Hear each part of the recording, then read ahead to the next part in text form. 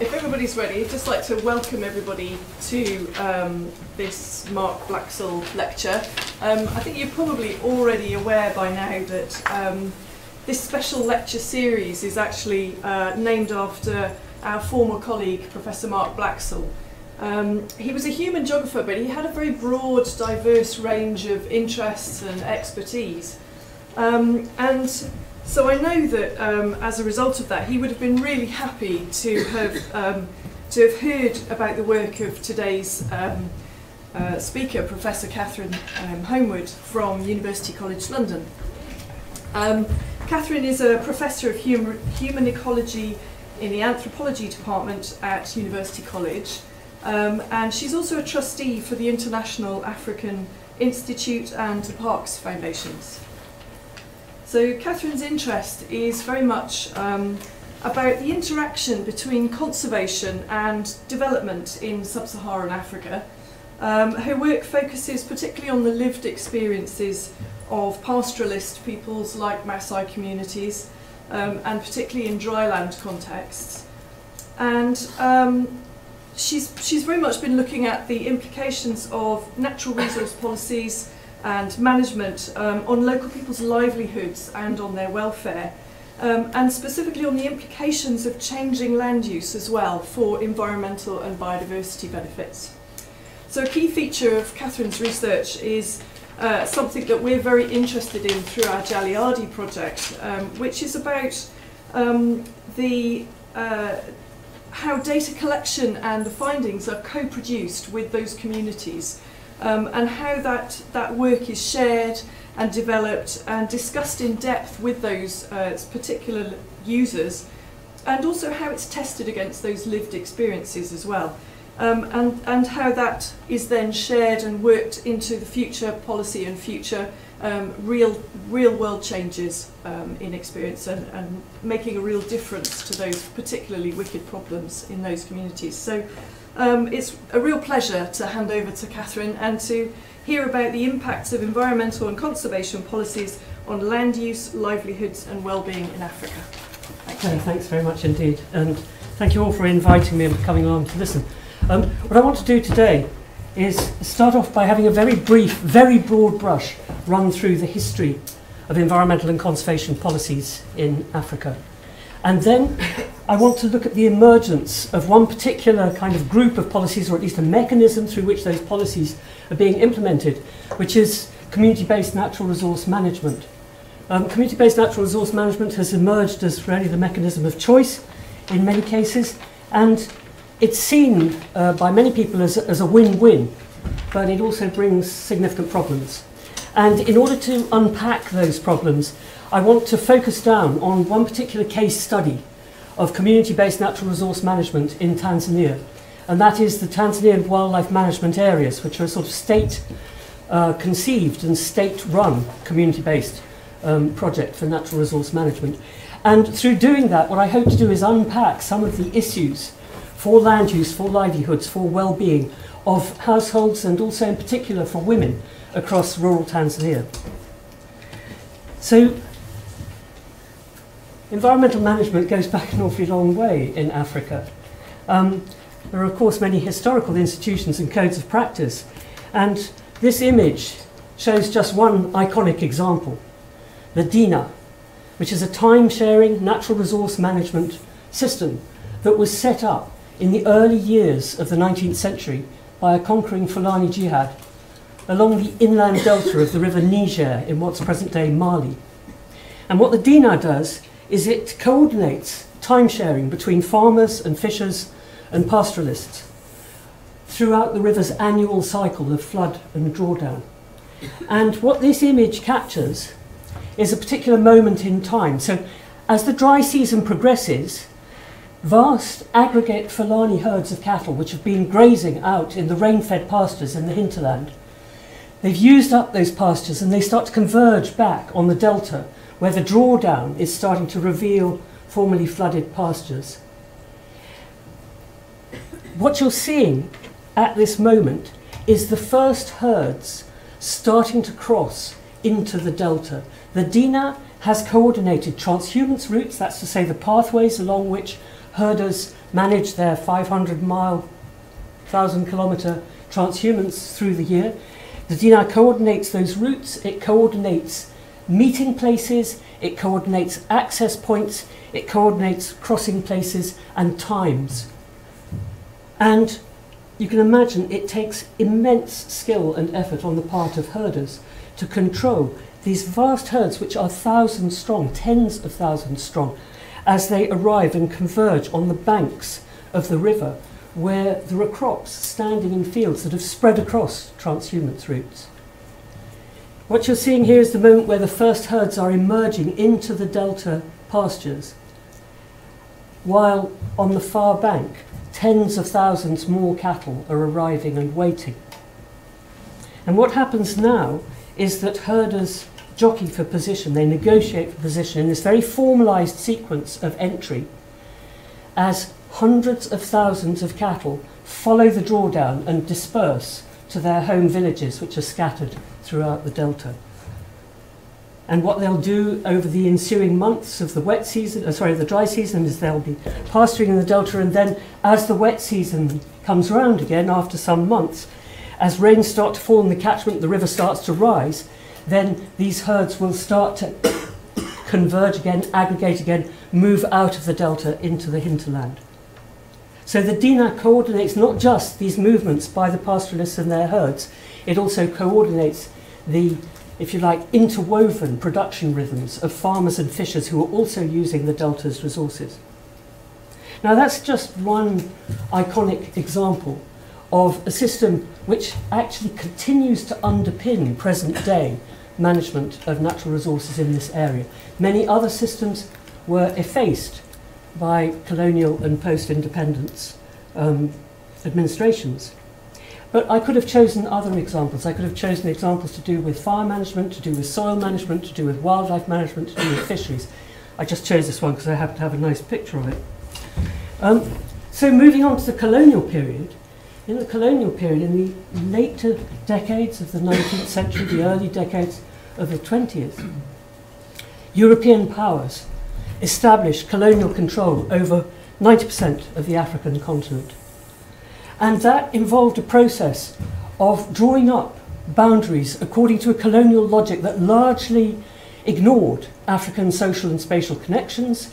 It largely ignored local ecological knowledge. Now, in any process of colonisation, you're going to get a clash of knowledge systems. And the dominant, in this case the colonial administrators, have a whole discourse which tends to dismiss local land use. It tends to downgrade it, downplay it, to present it as, in many cases, economically unproductive or environmentally damaging. Degradation narratives are a large part of that encounter. Now, instead of, if you like, usually building on local ecological knowledge, there's a tendency instead to promote colonial systems of land use and of land management, which have been developed in very different social ecological systems on continents in the Northern Hemisphere. So, major changes. Now, as well as introducing their own land use systems, which were promoted as being economically more productive and environmentally more sustainable, colonial administrators, unfortunately, and the military forces with them, introduced some very major human and animal diseases, particularly around the rinderpest pandemic that decimated ruminant animals across the African continent in the last years of the 19th century, and that actually ended up driving social and ecological collapse across the continent. And from seeing that social ecological collapse, and from the position of assuming dominant knowledge systems, what you find is a whole sequence of 20th century environmental and conservation policies that really emerge from that period, particularly fortress conservation.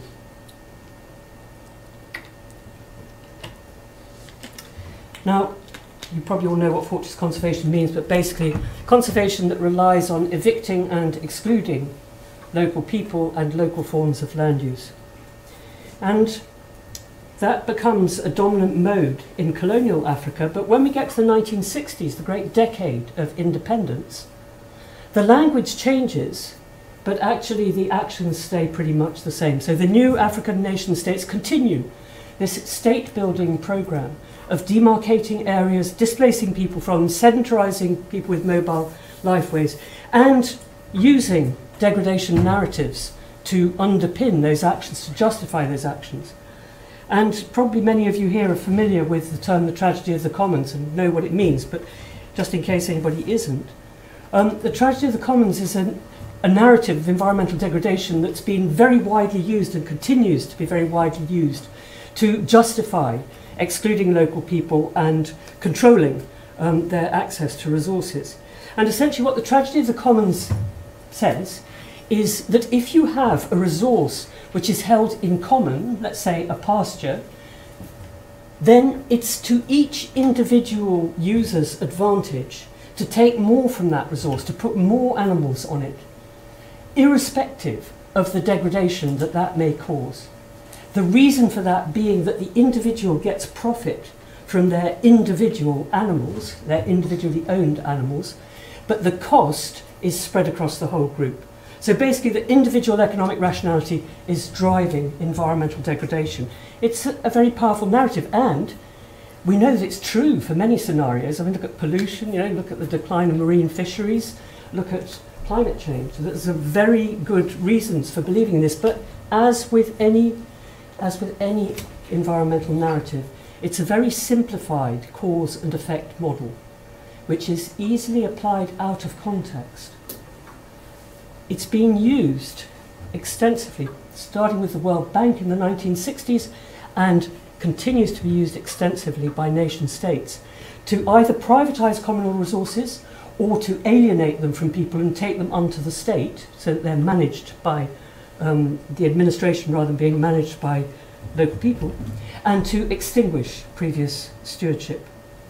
Now, it's now widely recognised, certainly among academics, but actually probably pretty much among government officials and development agencies as well, that the original formulation of the tragedy of the commons put out by Garrett Hardin rather confused communal management of communally owned resources with what we call open access situations, where there's scramble competition for unregulated access to a resource which is not monitored, where access is not in any sense controlled or enforced. And of course, Eleanor Ostrom compiled a vast number of case studies demonstrating that confusion between the two. But nonetheless, the tragedy of the commons narrative persists an extremely powerful part of environmental and conservation policies. And so, what you tend to find is that the modern nation states from the 1960s on have this project whereby they want to modernise resource use, and modernising resource use is seen as setting aside large areas of land for conservation purposes and then setting aside other areas of land for intensive extraction, intensive production and investment.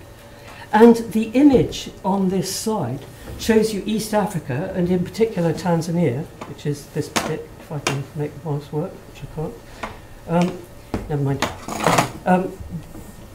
Tanzania, which is labelled there. And what you see as the shaded areas in Tanzania are state-run protected areas which exclude local users completely. And although you maybe can't see it from that, very nearly half of Tanzania's land surface area is set aside as state-run protected areas which exclude people. Tanzania is something like number 157 out of 184 countries on the Human Development Index. It's one of the poorest countries in the world. People have a serious land shortage. Half of the land of this country is set aside in ways that are not available to local people. Now, in talking about the 1960s, by the time we get to the 1980s, the language changes again, because with Brundtland's report on our common future, which I'm sure everybody here is familiar with, the idea of sustainable resource use starts to emerge with this convergence between what's seen as the three pillars of sustainability, that you have to be able to drive economic development at the same time as working towards social equity, at the same time as guaranteeing environmental protection. And those three pillars kind of underpin the emergence of the Millennium Development Goals, which of course have been revised and updated, reformulated in 2015 as the Sustainable Development Goals. And just to give you two of them, the first Sustainable Development Goal is to end poverty in all its forms everywhere, and you might say it's aspirational, and SDG 15 to protect, restore and promote sustainable use of terrestrial ecosystems and halt biodiversity loss. And of course there are similar SDGs besides 15 which are for freshwater systems, marine systems, montane systems, etc. The thing is that these are potentially conflicting goals, you know, economic development on the one hand and environmental sustainability on the other, and then social equity as well. So how do you make all those things come together? Increasingly, it's been seen as community-based natural resource management, which is going to deliver the win-win that brings those three things together, makes the compromise possible at the local level. So what do I mean by community-based natural resource management, CBNRM? I've taken this quote from WWF, who are one of the big NGOs facilitating these programs, and USAID, one of the biggest donors facilitating these programs. So the central idea of CBNRM is that when local communities have ownership of natural resources and derive significant benefit from the use of those resources, then those resources will be sustainably managed. This involves shifting control of natural resources from the state to the community, and the development of opportunities for local residents to earn income from the resources newly under their control. Which is fantastic rhetoric. It's really appealing. You know, everybody will sign up to this, and everybody has signed up to it. So CBNRM has proliferated.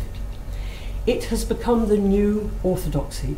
It is seen as the local solution to problems of how do you bring together land conversion, which is happening at a spiralling rate, conservation set-aside, which is also increasing rather rapidly, and the inequalities these generate, which are also increasing rather rapidly. Conservation NGOs have multiplied, facilitating community-based conservation, community-based wildlife management, community-based forestry, community-based fisheries, and the image here shows you the rapid proliferation and increase both in terms of numbers of NGOs and in terms of funding, with the darker colours, Kenya and South Africa, showing the places where this is really white hot, and the others are also showing these rapid increases.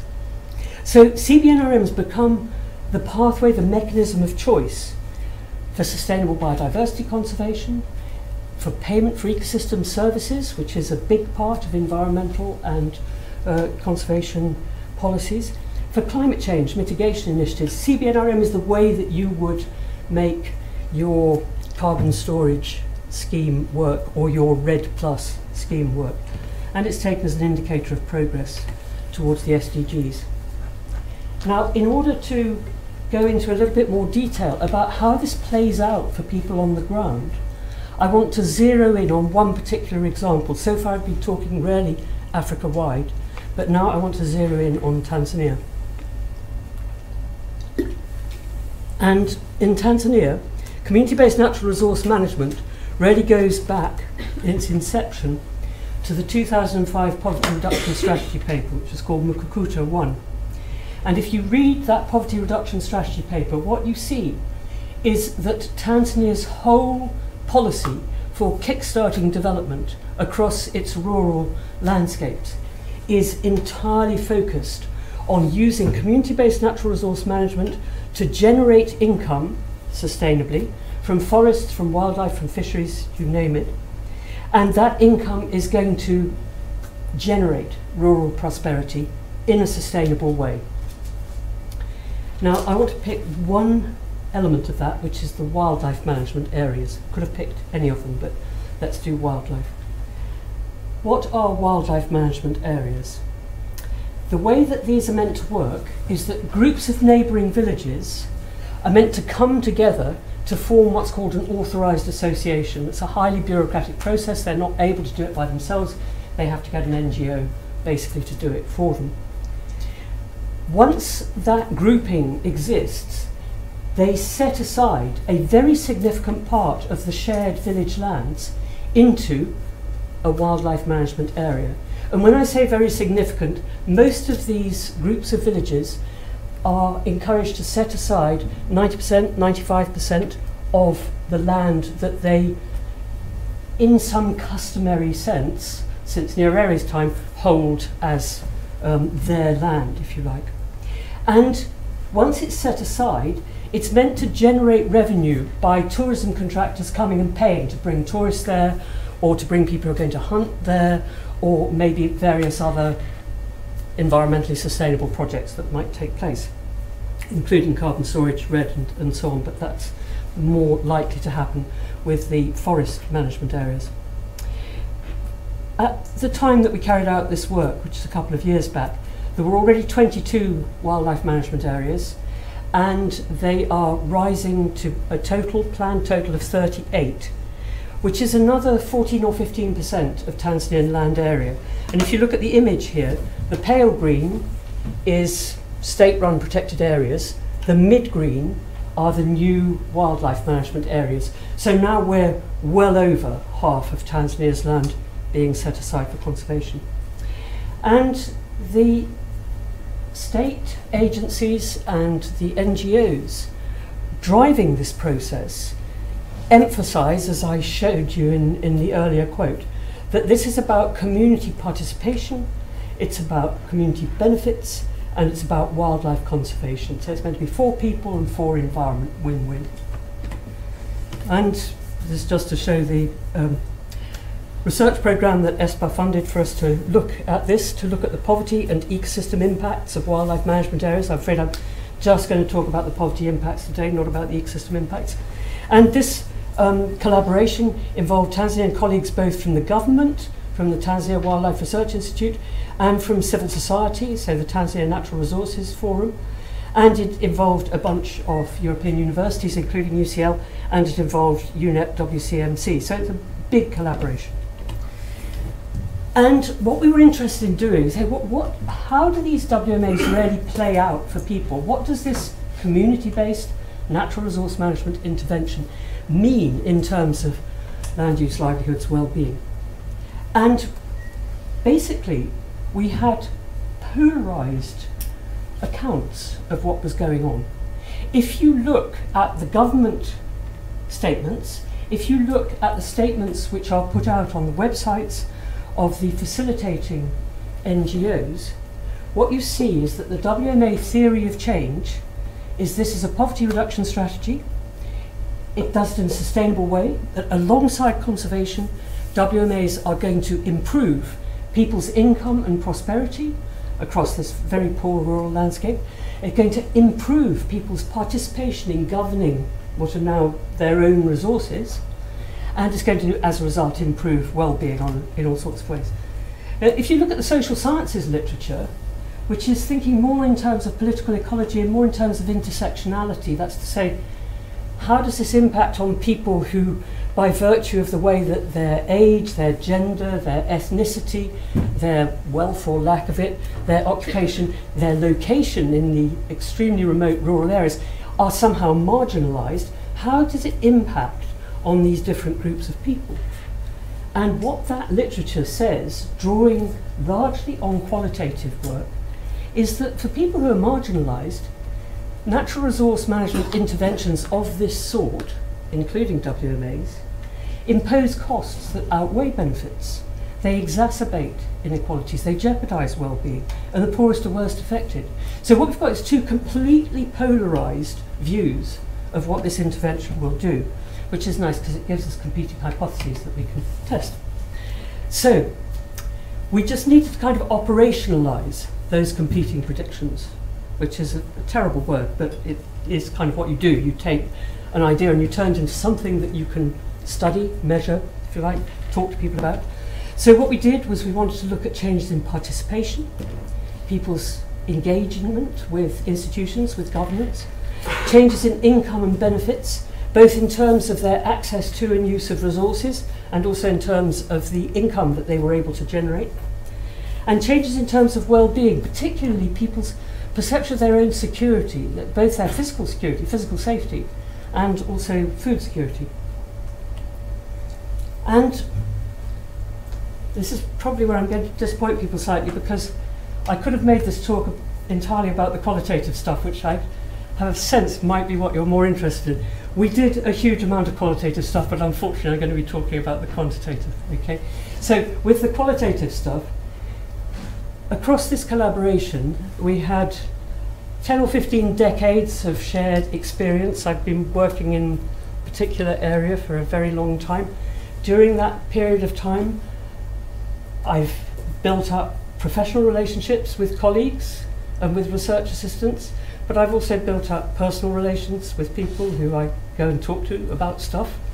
And our qualitative work built on long-term engagement by all of the researchers, but also some, if you like, more formal sorts of qualitative work, so focus groups, semi-structured interviews and so on. So I say, I'm not going to give you that much on the qualitative side. I want to focus on the quantitative work, and the reason that I chose to do that, and the reason that we chose to make this a very large and rigorous quantitative study, is that we had the sense that policymakers and states, and particularly the donors, have all the information about qualitative impacts from numerous qualitative case studies and aren't acting on it. We thought that maybe some very rigorous quantitative information would possibly shape people's attitudes. So, what we did was choose 3 North WMAs and 3 South WMAs. So in the north of Tanzania, which is a savanna landscape with spectacular savanna wildlife, attracts vast numbers of tourists. So tourism is really a booming industry. We had these 3 areas, Burunge, Endomet and Makame. And in the south, which is a very different landscape, it's Miombo woodland. It's a fire-dominated regime. It's wooded, so though there are animals, you don't see them quite so easily. And also, the soils are very poor and the density of wildlife is much lower. So it doesn't really attract the same sort of tourism. It does attract hunters, but that's a different story. And anyway, in the south we had 3 WMAs in Barangandu, Tunduru and Liwale. And we structured this as what's called a before-after control impact study. Basically, we were keen on being able to tease apart the changes that are happening across Tanzania and that are happening to every household anyway through a decade. Of course things change. We wanted to tease apart specifically the changes that were due to the presence of a wildlife management area or its absence. So what we did was have 42 villages in these 6 WMAs, and half of those villages were, pretty much half of those villages were in wildlife management areas, and the other half were matched controls. So they're matched in terms of socio-demographic variables, they're matched in terms of biophysical variables, the landscape, they're matched in terms of infrastructure. Okay? You get them as closely comparable as possible. And then you look at what's happened over a period of time in terms of change in those 2 sets. And the comparison allows you to do what's called a difference in differences analysis, which teases out effects that are specifically attributable to the wildlife management area, as opposed to effects that are really playing on everyone because of changes in global markets or changes in government or national government or whatever it might be. So, we carried out a village-specific wealth ranking in each of those 42 villages.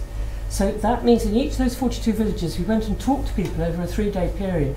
And you know, what are the features that make people well off or badly off in this area? What's seen as the kind of correlates, if you like, of wealth or of poverty?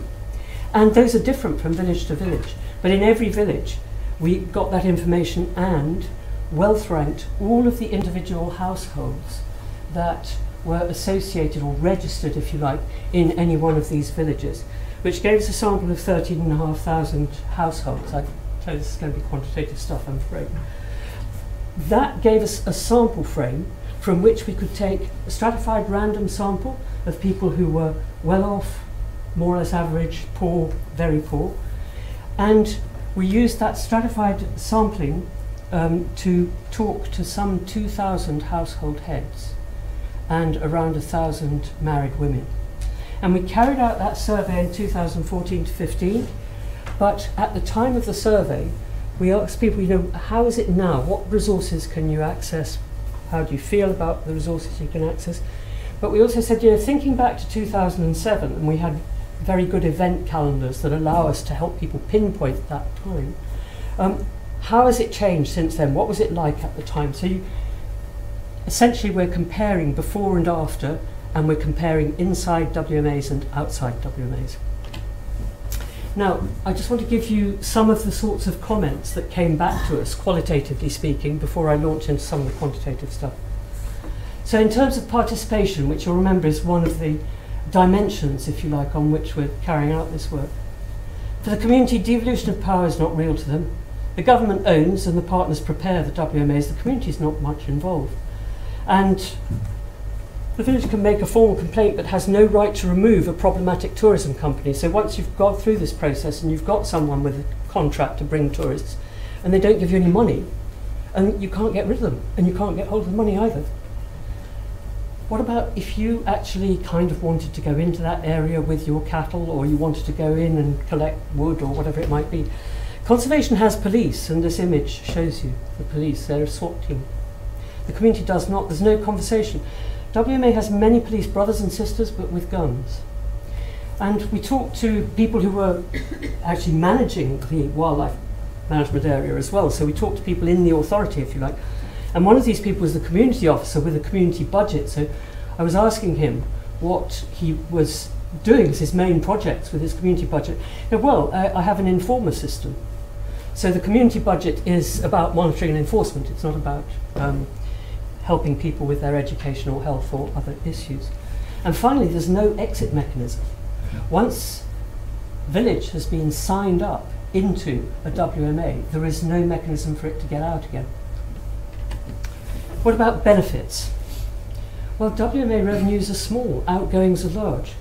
Community education video shows 50% of benefits go to the village. People ask where that's gone. They don't see it. We'll come back to that point later. These wildlife management areas are not a local concept. Do these resources belong to investors or do they belong to local people? People feel cheated. WMAs are seen as an avenue to take their land, their resources, their homes. Now, I said we looked at 13,500 households in terms of wealth ranking, both at the time of the survey in 2014 and also where they felt they had been back in 2007. And this slide shows you the output from a difference in differences analysis. So we're looking at just trying to pull out the effect that is attributable to the wildlife management area, based on the comparison between villages in wildlife management areas and villages outside wildlife management areas. So the vertical axis shows you the mean change in wealth rank attributable to the WMA. And the dotted line shows you the no change line. Now, what's below the line is essentially people have been held back by membership of the WMA. What's above the line shows a positive effect. People have been, if you like, supported and have prospered through their association with the WMA. So there's interesting results here, which I need to talk about a little bit in terms of their qualitative context. Burunge, Endoimet and Makame, the three northern WMAs, which are in the area which has a phenomenal tourist industry, they've all been held back by their association with the WMA. Yet Burunge and Endoimet are among the highest earning conservation areas in Tanzania. But people who are in those villages are held back by comparison with people outside. Why should that be? Well, when people were told that 50% of the revenue comes back to the villages, they've been told a half-truth, because actually what the Tanzanian state does is it top slices a third or over a third of all revenue. Then what comes back to Wildlife Management Authority, and they are in principle meant to keep half of it for running their own affairs and give half back to the villages, the village governments. And the village governments each get an equal share, and they're meant to use that for community projects. So a couple of things. First of all, the government is taking a very heavy tax of this revenue. Secondly, there's very poor transparency and accountability and leakage at every stage in that process. And thirdly, by the time money gets to the villages, it's used by the government, for example, to upgrade the road or to put another classroom on the school maybe, or to upgrade the clinic, which are all good things, but it doesn't come back to households. And those households have lost access to 90% or more of their land, and they're also suffering the impacts of living alongside wildlife. You know, you get people in the UK complaining about muntjacs eating their roses. I tell you, when you've got elephants coming and lifting the roof off your hut and getting the sacks of grain out, it's not funny. That's your year's food that's gone. So, in these highest earning areas, people are actually held back by the presence of the WMA. What's even more interesting, though, is the southern ones, where there appears to be a positive effect of association with the WMA, but particularly from Barangandu. Now, these southern WMAs don't earn any income at all. So how has this happened? Well, in Barangandu, just after the WMA was designated, the government leased a large chunk of it for uranium mining. And uranium mining is a highly toxic and polluting enterprise. And as a result, all of the conservation, all of the tourism agencies who might have brought hunters there had their contracts cancelled. Now, the government made a pretty penny out of leasing the concession. The uranium miners made a real stack out of the uranium. The government compensated, or got the uranium miners to compensate, the tourism contractors. But Barangandu people, who are the owners of this place, nominally, don't own the subsoil rights and they don't own the wildlife, and they got absolutely nothing. Now, at this point, conservation organisations who are desperate to see this wildlife management area programme work went round, cap in hand, to the uranium miners and to the conservation people, and they put together a $10,000 community fund. I have to tell you, $10,000 is peanuts by comparison with the other sums that were going around. Nonetheless, the people in this area are so poor that it made a huge difference, very briefly. And this is one of the problems about carrying out surveys. If we'd done it 2 years later, you wouldn't see that effect at all. But what we're seeing is not an effect of the WMA earning income on the model that CBNRM is meant to work. What we're seeing is philanthropy, which is unpredictable and unsustainable. And so you get this paradox where the WMAs that aren't earning were, at least briefly, associated with a positive effect. The WMAs that are earning, people actually lose out by their association. What about well-being? Well, again, hyenas kill our livestock, but if you kill even one hyena, you go to jail. People are rarely angry. A whole series of quotes around one particular conflict situation where the company refused to pay the villagers. Villagers blocked his tourist vehicles. They wanted to burn the camp. Some bits of the camp were burned. Local people wanted him out, but up till now he's still operating. He has no contract, he pays no fees, has many visitors, he's unwelcome. He's not allowed to the village, he can't take pictures of people. He's always dodging. At the WMA meeting, the villagers expressed the wish that he should leave. He has no contract with us. He paid the Division of Wildlife direct.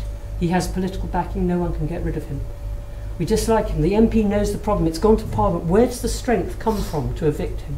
And if well-being is partly about autonomy and feeling you're in control of your life and your resources, this is the flip side of that. Now, I want to look very specifically at some effects on women. And again, operationalising the same competing predictions, changes in participation, changes in income, benefits, changes in well-being. So just talking to ladies, married women in WMAs, this first column shows responses from people in the north, second column shows responses from people in the south. And I just want to pick out a couple of the questions. Do you feel informed about the WMA? Yes, 90% of women in both areas. Yes, we know what the WMA is, we know where it is.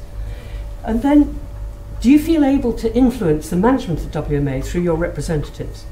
Well, the people who answer yes, that drops to well under half in the north and around a third in the south.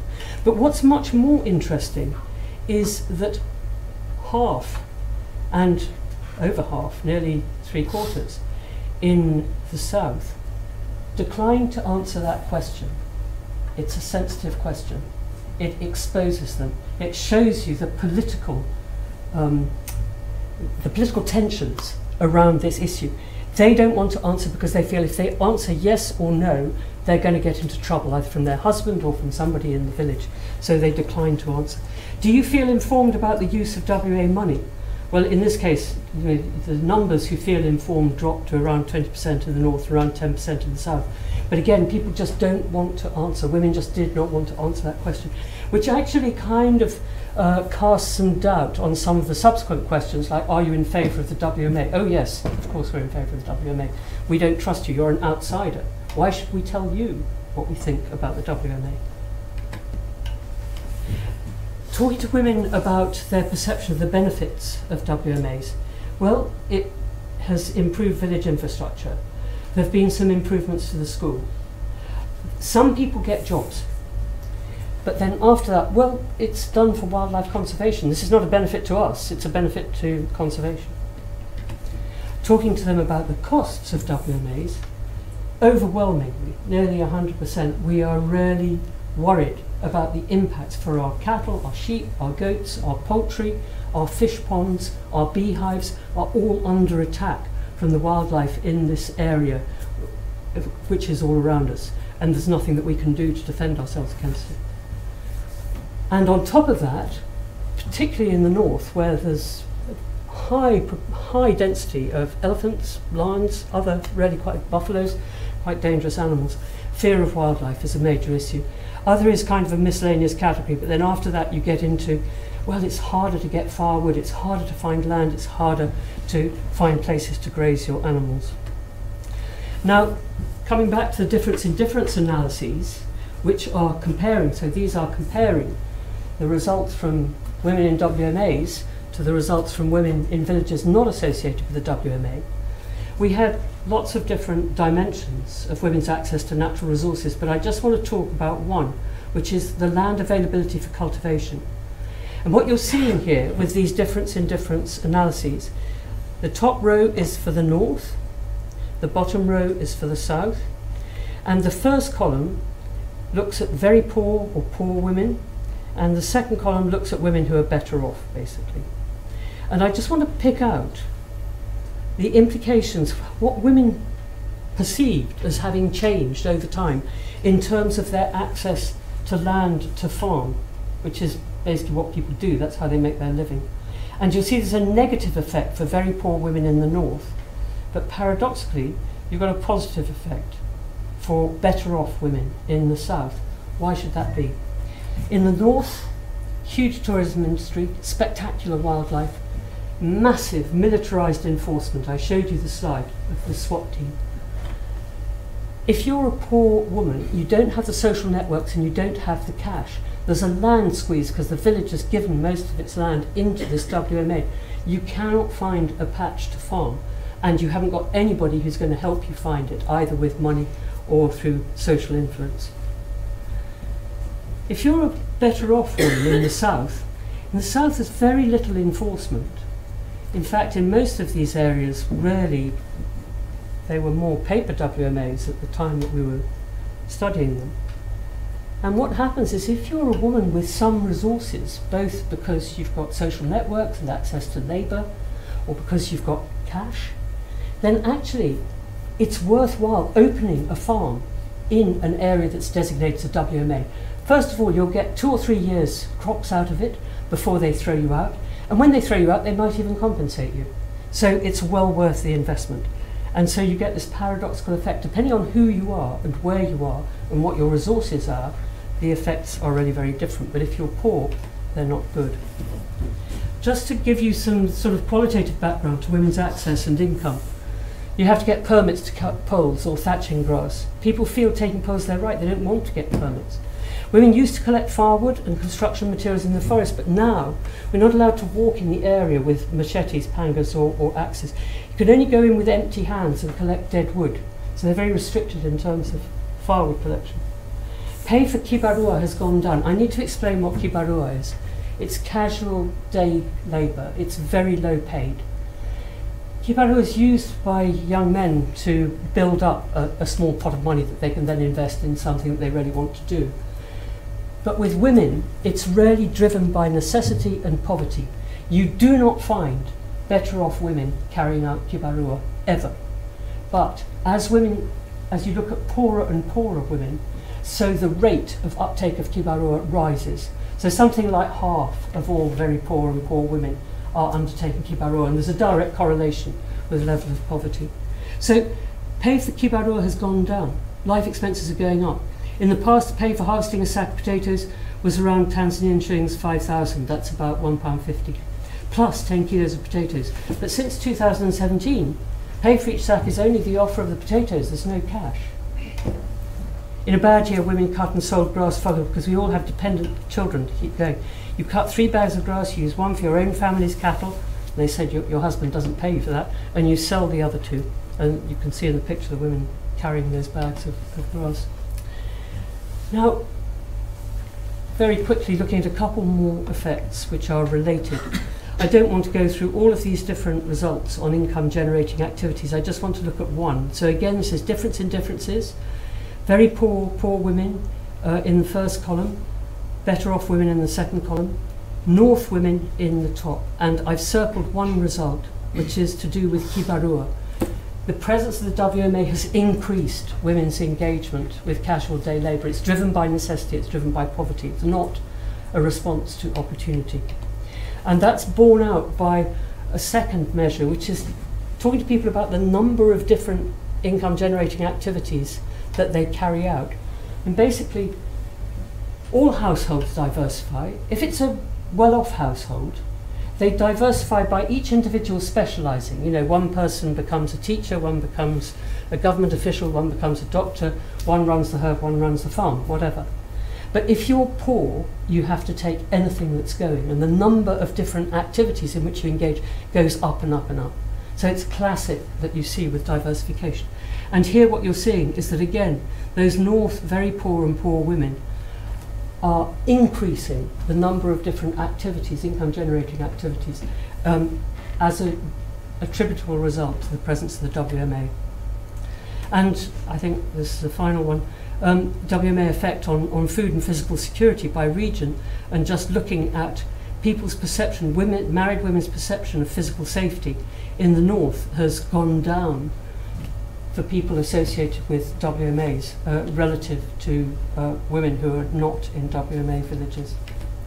And just to illustrate that, a woman running in the dark to catch the early bus for Sanyaju was killed by an elephant. We reported to the government and asked for help. There was no help, no condolence, no consolation.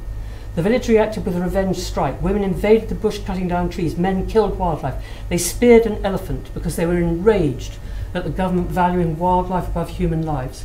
If an animal's killed, the government comes in force. If a person's killed, they don't even respond. Since that woman died in 2014, 3 more people from this village have been killed by wildlife.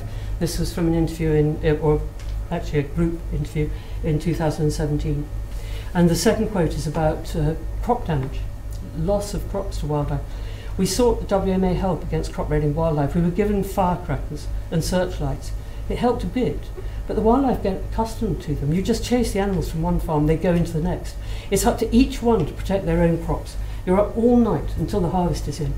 WMA help is not effective. They have only a few personnel. They soon get tired. Now, it was a big study. We've got a huge number of results. I don't want to bore you any further with them. What I've done is just compiled into this single table the main positive results, very crudely speaking positive. So I've even included that land for cultivation for the better off women in the south. It was a positive result. There didn't rarely the presence of the WMA in the way that the WMA is meant to function. So positive results, neutral where there's no difference between WMA and non-WMA, and negative results. And what we find is there are 7 results that you could at some level interpret as positive. There's 8 which we cannot see any difference. You can't tease apart the WMA villages and the others. And there's 14 negative results.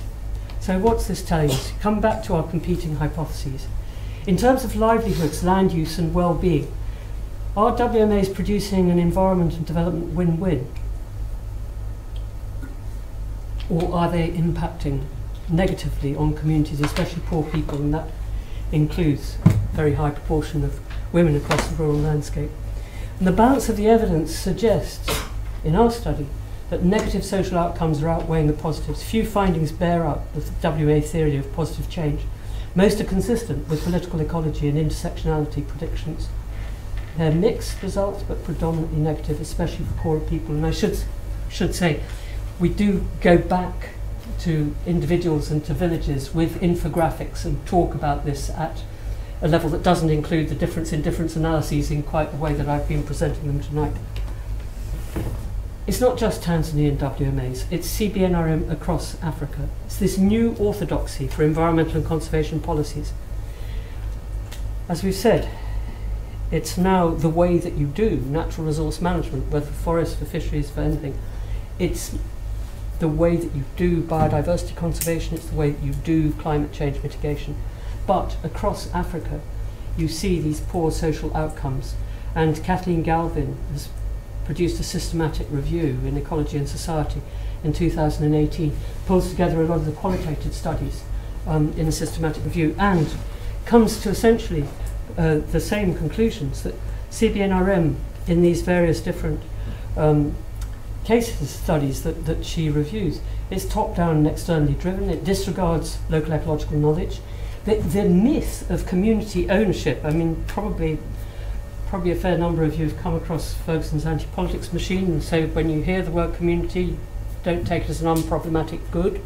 But here, community ownership is nothing to do with community control or access or use or benefit. Very often these areas are bedeviled by poor governance. Very often the project is easily co-opted and driven by vested interests.